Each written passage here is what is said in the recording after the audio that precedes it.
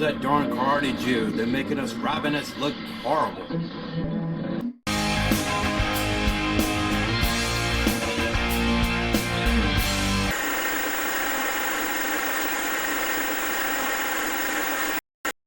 If you've enjoyed this program, please click like and subscribe. Shalom and welcome to another exciting edition of Torah Watchman Show LLC for YouTube subscribers, hosted by none other, your very favorite and humblest of karate hosts, Reb ben-Emmett. Let's get the show on the road. Yes, we're in another Torah cycle. We're talking about another exciting Parshah in the book of Exodus. Yes, Shemos. Yeah, we're talking about my number one hero growing up, none other than Moshe, the only prophet of Yehovah Elohim that met face to face with his divine creator, the author of the Neshama. Wonderful, right? We're talking about Va'era. I'm going to give you an Aliyah summary. And if you would turn with me in your Tanakh or your Chumash, Art Scroll, a JPS, whatever you may have.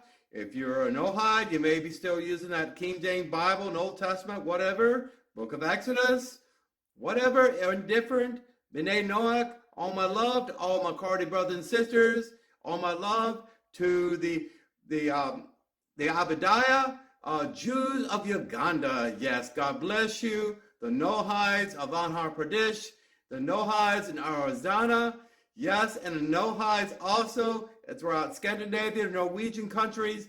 God bless you. If I left anyone out, I love you with the same equality of heart. Right. Let's get started. The actual name of this parsha is Va'era, which means, and I appeared. And I appeared. Think about the stage is set. The greatest of world premieres. And now you're waiting on the master host to reveal the secret guest. That's what we're talking about.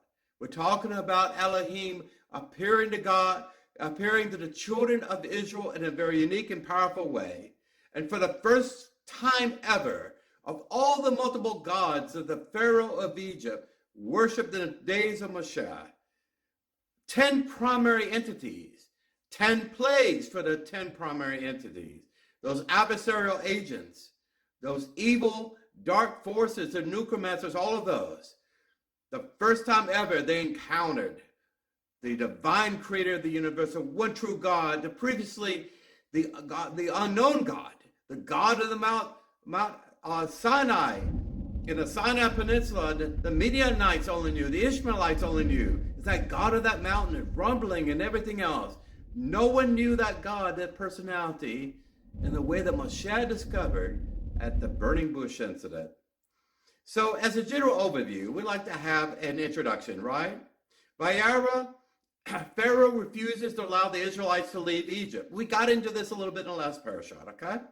Even after Aaron exhibits miraculous powers, transforming his staff into a serpent, the first 7 plagues strike Egypt in sequence, in stages and phases: blood, frogs, lice, wild beasts, pestilence, boils, and fiery hail.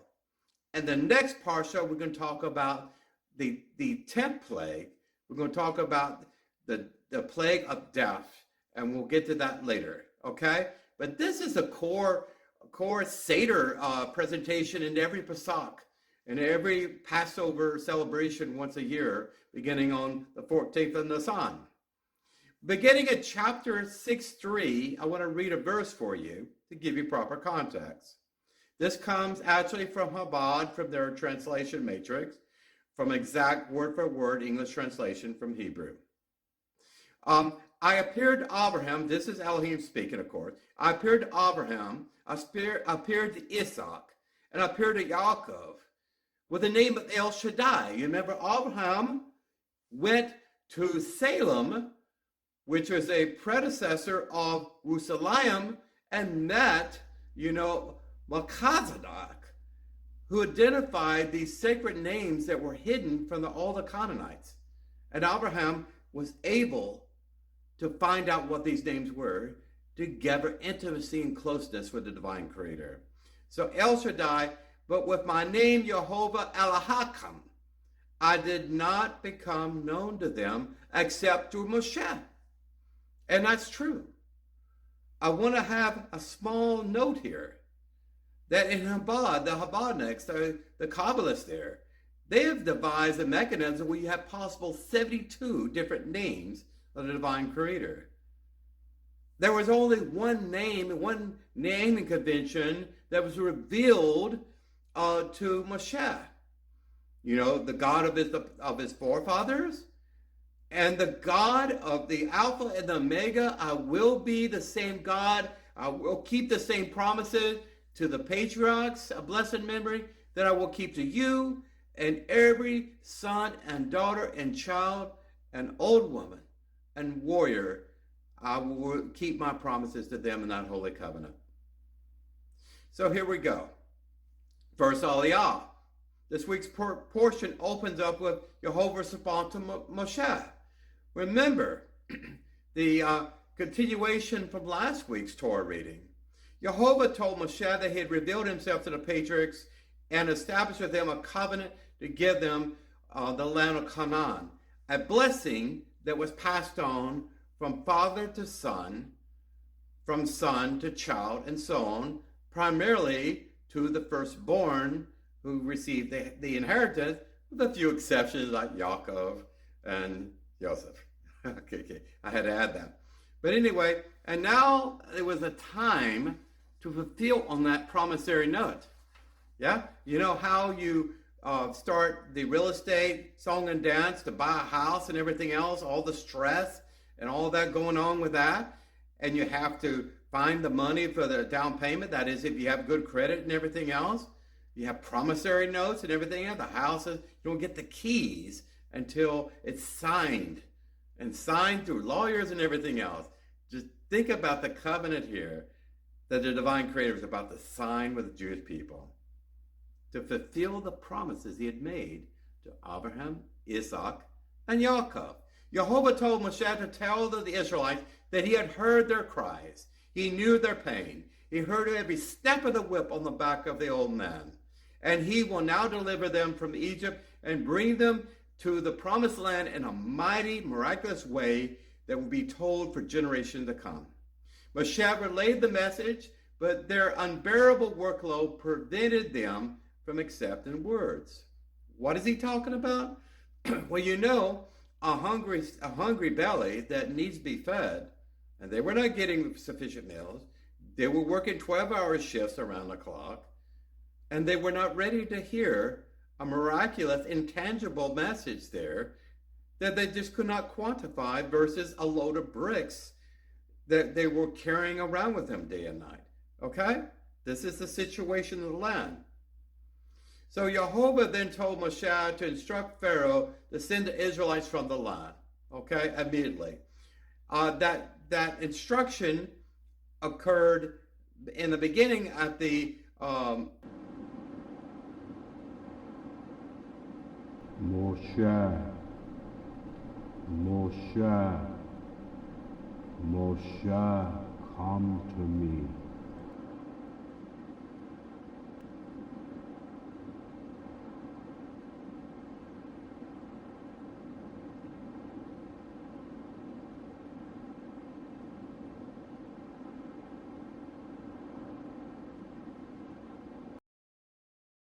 the fiery bush incident, okay, in Mount Horeb. And this is a continuation of that. The whole thing is to convince the Pharaoh, compelling arguments, why it was in his best interest and the best interest of the Egyptian people to let the children of Israel go, which were known uniquely to the Egyptians as Hebrews. Okay? So if the children of Israel did not listen to me, and how then would Pharaoh listen to me? This ongoing diatribe and argument was going on between Moshe and God. I have a speech impediment. Really? Really? Was he afraid to get in front of a bunch of people? I did. I was terrified with that. I had to overcome it. It took years to that in speech class and everything else. I think he probably had a stuttering problem. Okay? Anyway, not important. But Jehovah's answer below is in the third aliyah. Let's get there. So chapter 6, verse 20, the key verse here, and I like this one. We're talking about the genealogy. Okay? We're talking about the genealogy here a little bit. Amram took Jehovah, his aunt, as his wife, and she bore him Aaron and Moshe and Miriam. They mentioned the men. And the years of Amram's life were 137 years. And that's pretty much all is said about the parentage of Moshe and his siblings. Okay? We know that they were of Levi. Okay? They were of Levi. And during that time, marrying your aunt was acceptable. It's kind of Mesopotamian custom. Remember Abraham and Sarai, but under the laws of Moshe, it was not accepted anymore. Just a note there. So in the second aliyah, the Torah takes a brief interlude and traces the lineage of Moshe and Aaron, listing the various family trees like Aaron and Jehovah. Okay, chapter 6, verse 20. I'm giving you just a small data sampling from the various aliyahs I am summarizing to give you a verse actually translated from the Torah so you can understand where I'm going. Okay, that Adonai spoke to Moshe saying, I am Adonai, speak to Pharaoh, everything I speak to you. That means Lord. I am the Lord of the children of Israel.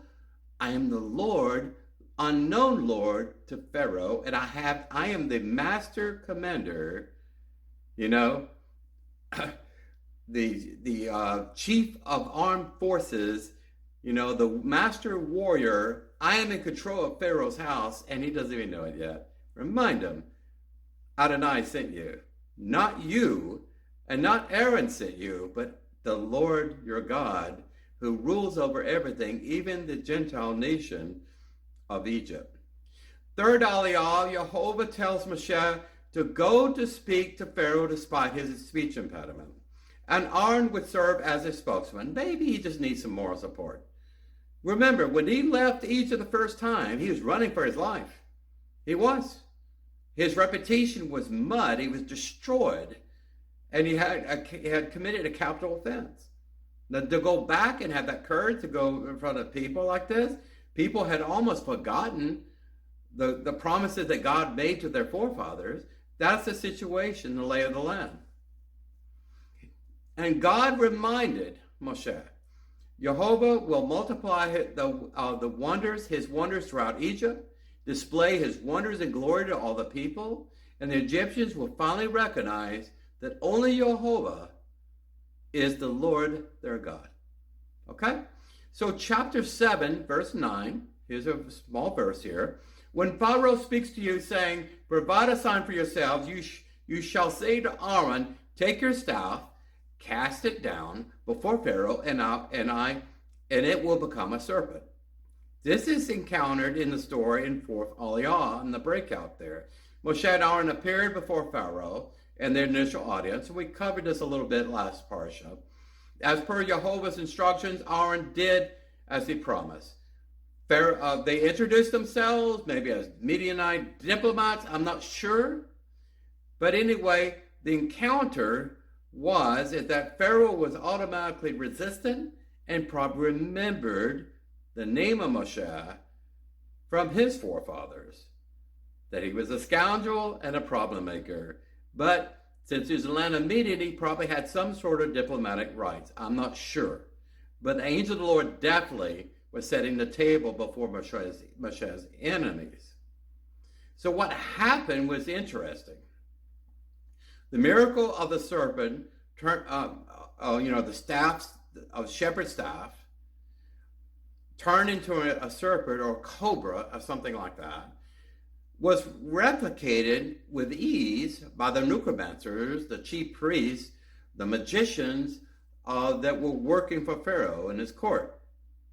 So it didn't seem to be a true miracle. A miracle is defined as something supernatural you cannot explain that is witnessed before more than yourself and is happening real time, not something that happened 200 years in the future. So the magicians repeated the experiment. They took staffs and turned them to serpents. But what was interesting, that the serpent that was transmuted from the staff of Moshe, it devoured, I think, 3 other serpents from 3 other staff that the magicians provided. So that was probably the true miracle. But, the Pharaoh was convinced that all Moshe was a snake's oil salesman with a bunch of cheap tricks, okay? He thought his gods were mightier than his God of the desert. So Moshe, Pharaoh laughed at Moshe and dismissed them.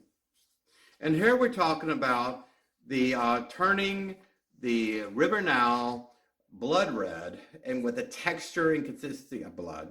It was essentially undrinkable. Every vase, every water well, every container of water you could imagine in the land of Egypt at large, not in Goshen, every master water supply like the river Nile was turned into undrinkable blood. Okay? This was actually identified as the first plague that caused all the fish to perish and caused the amphibians to leave the water. So in plague 2, we're getting into this. Aaron stretched his staff upon the Nile, and droves of frogs emerged. I think they wanted to get out of the water, but the tadpoles and everything else, the amphibians could not breathe in the contaminated water. Okay? And they didn't have any hazmat teams to come there to clean up the mess. Joking. They covered the land and entered the houses. There was not just a small group of frogs, several hundred coming out of a pond or lake or the river in this case, the river of reeds, the Nile River. It was thousands, hundreds of thousands, tens of thousands, enough to cover the land, and a swarm.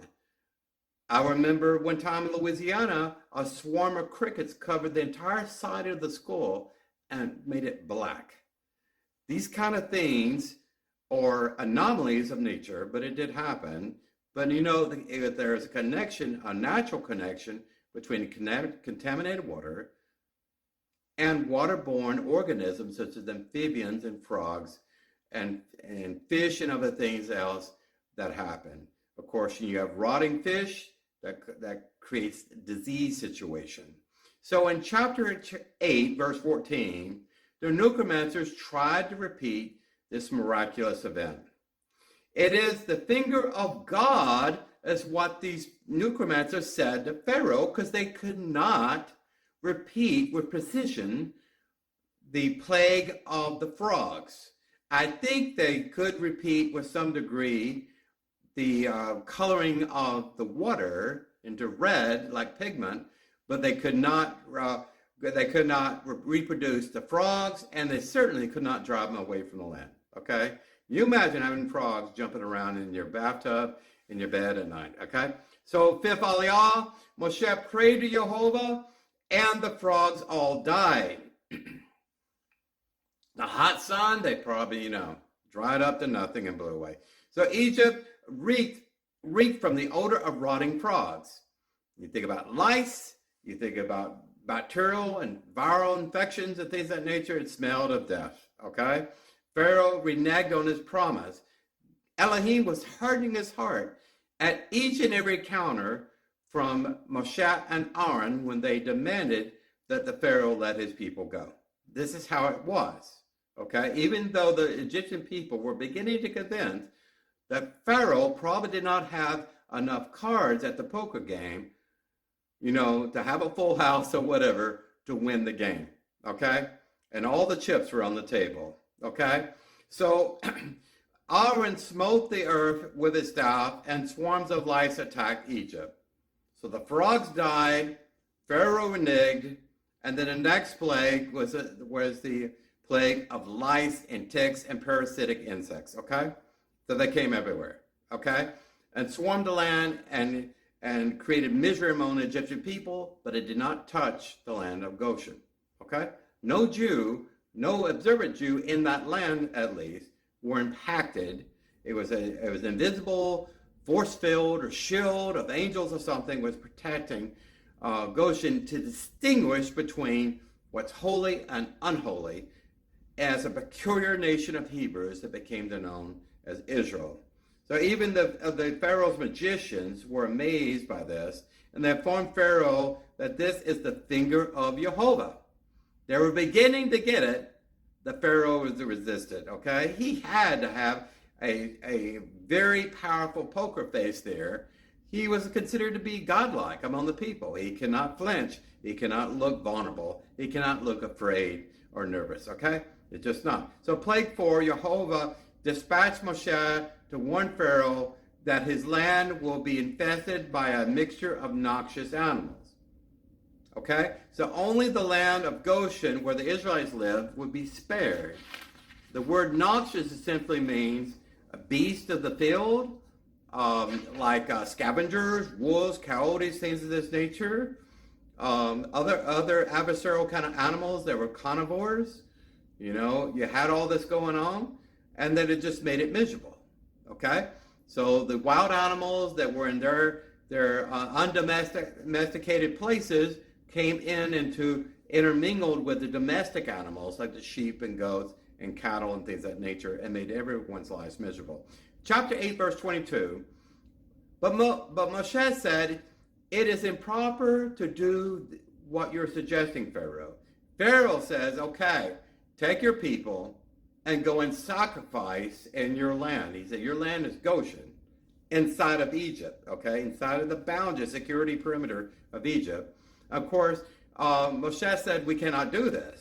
Why? Because it's abomination of to the Egyptian before the Lord our God, for we to sacrifice your deity, symbols of your deity. The goats, sheep, and all this the sheep were referred to a god that they had worshipped, and it's capital punishment to harm a representation of that god, which are the sheep, okay? Very interesting here, and Christians miss this point entirely, about the blood of the doors and everything else, the final plague and everything else. Well, the reason why God had the blood on the door and the doorpost and everything else is simply was as an attack against that godlike entity the Egyptians hallowed more than the holy name of Elohim. 6 Aliyah, the mixture of wild beasts descended upon Egypt, destroying the entire land with the exception of Goshen. Pharaoh called Moshe and Aaron back and offered to allow the Israelites freedom to serve Jehovah while some of them would still remain in Egypt. He said, you can go, the men could go, but not the women and children. Hostages, right? So when Moshe rejected his offer as insane, Pharaoh capitulated and offered to release the Israelites only if the plague came to an end. So Moshe prayed, and the plague ended, and Pharaoh reneged on the promise again. So he broke his promise, unlike God. Okay? This is about a God who keeps promises and false gods that break promises. Okay? So plague 5 of the Egyptians, cattle suddenly died left and right. The entire herds died. Just think about how the ecology was impacted by everything I just described to you. You know, the water sources becoming contaminated, led by frogs and lice, beasts of the field. These parasites also cause boils on the people. The whole situation, the whole ecosystem was targeted by God because every aspect of the ecosystem in Egypt was given credit by the priest of Pharaoh to false gods. And that's what I'm talking about, okay? Plague 6, Moshe and Aaron took handfuls of furnace soot and threw them heavenward. Okay, why would he do that? Well, the soot descended and covered the entire Egypt. They probably caught a wind and flew up high in the sky and they came down. Now, what happened is that it infected all the inhabitants with painful boils. That's where I'm getting at. Okay, yeah, I don't know how this chemical solution was probably a toxic substance. You hear about chemical warfare and things of this nature, biological warfare. This is exactly what was happening, but no one was impacted among the Jewish people living in Goshen. Okay? So Jehovah sent Moshe to Pharaoh with a message. Just as Jehovah wiped out all the Egyptian cattle, he will have easily slain Pharaoh and all his people too. Understand this, that the real enemy of Elohim is not the cattle, not the frogs, not the produce of the land, the wealth of the land, but was Pharaoh and his gods. Okay? So he could have easily wiped out Pharaoh, but that's not happened yet. But for this reason, I have allowed you to survive to see all these series of events so you can explain to your people what happened in the future for all generations. I have a video that talks about the 10 discoveries that prove and validate everything I'm telling you right now actually happened as the Torah said. Please check it out. The main point is that the holy name wanted to be known throughout the earth. And since Egypt was the central empire and power of the earth at that time, nowhere better than that to get the word out, okay? So chapter 9, verse 24, and there was hail, fire, flaming from the hail, very heavy. You've seen hailstone. Some of the largest softballs can kill a person and strike the person's head, break windshield. But this ice that fell from the heavens caught on fire against a chemical reaction. Maybe something would do with the soot, I don't know. But it turned into fire. This is a real miracle that scared the bejesus out of the necromancers, because there were separate gods and entities over fire and ice, and they never came together to form one outcome. This is exactly what happened. Verse 35, and Pharaoh's heart was hardened, and he did not let the children of Israel go out, as the Lord had spoken through the hand of Moshe each and every time. God was hardening the heart of the Pharaoh, and probably was working with his wife to convince a compelling argument. Keep being steadfast, keep saying no to Moshe, to the Hebrew slaves, you know? You had Hebrew slaves demanding being let go from the great king of Egypt. 7th Aliyah wrapping is up. Plague 7. Moshe warned Pharaoh that a catastrophic hail would descend from the land. I read the verses. Here's the synopsis. Man and beast would remain in the field, would be killed. So people had immediately run to shelters and isolation tents and things of that nature to escape the firestorm, literally. Imagine the storm clouds and everything else producing this. Twisters and earth shaking and things of this nature. Use your imagination. Steven Spielberg all the way. Aside for the damage to humans and animals, the hail destroyed all the vegetation and trees. Everything was wiped out. Animals that were out there were wiped out, unless you had them under barns and shelters and things of that nature. And then Pharaoh said, he got on his knees, truly I have sinned this time. You never sinned in your life, he declared.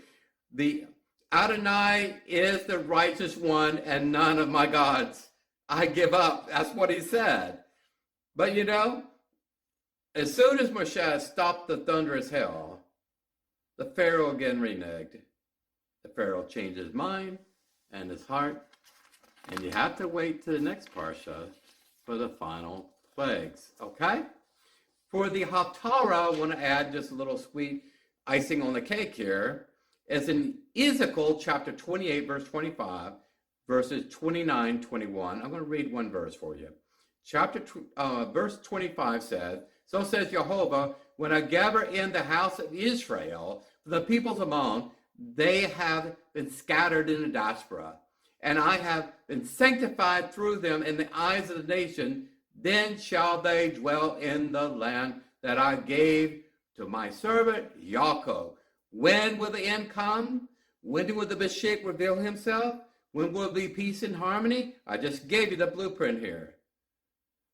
That God's name must be known throughout the world, and the world, not just the Jews, must be humbled at some point. So the knowledge of God and his love for all the sons of Noah, not just the Shem, not just the Jewish people, when they humble themselves and acknowledge that the God of Israel is the only true God in the universe, not the God of the Muslims, not the God of the Hindus, or gods, not the gods of any other strange and mystical religious denomination or cultural belief mechanism there. There's only one true God of the universe that will save you. May we all say amen. Listen, share the knowledge and wealth of love of everyone willing to hear it. Be that truth if they resist it, like that Pharaoh. You live that witness, you live that truth. Expect them to be resistant and I'll always have a logical answer to every single opposing argument. Hear them out. Keep your mind open. Do not close your heart like the Pharaoh. Rabbi ben-Emmett signing out. Thank you for listening to this video. I have more to come.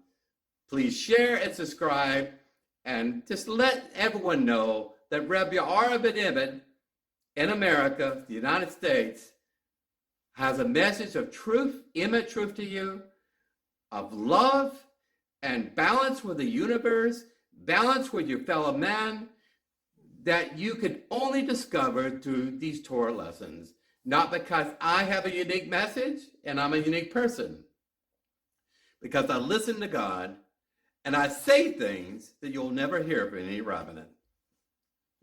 That's true. I will tell you from my life experience the truth as much as I can, and I'll always give God the glory. Maybe I'll say, oh man. Take care. I'll see you real soon. Shalom Aleichem.